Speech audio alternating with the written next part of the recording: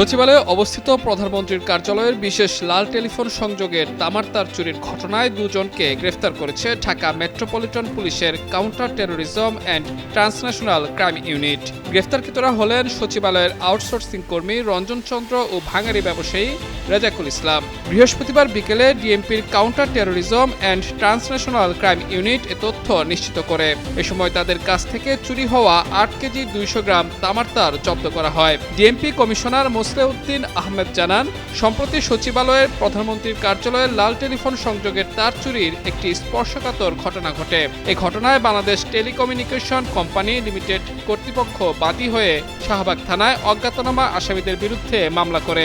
তদন্তের এক পর্যায়ে বৃহস্পতিবার দুপুরে সচিবালয়ের আউটসোর্সিং কর্মী রঞ্জন চন্দ্রকে হেফাজতে নিয়ে জিজ্ঞাসাবাদ করা হয়। জিজ্ঞাসাবাদে রঞ্জন স্বীকার করেন, গত 22 মে সচিবালয়ের 3 নম্বর ভবন থেকে তিনি ওই তার চুরি করেন। পরে গত 1 জুন ঢাকা বিশ্ববিদ্যালয়ের অমর 21 হলের সামনে একটি ভাঙারি দোকানে প্রতি কেজি 600 টাকা দরে মোট 8 কেজি 200 গ্রাম তামার তার বিক্রি করেন। তার দেওয়া তথ্যের ভিত্তিতে ভাঙারি ব্যবসায়ী রেজাকুল ইসলামকে গ্রেফতার করা হয়। পরে চকবাজার থানার হোসনি দালান রোডের একটি ভাঙারির গোদাম থেকে চুরি হওয়া তারগুলো উদ্ধার করা হয়। প্রাথমিক তদন্তে পুলিশের ধারণা, সচিবালয়ের বিভিন্ন গুরুত্বপূর্ণ তার চুরির সঙ্গে একটি সংঘবদ্ধ চক্র জড়িত।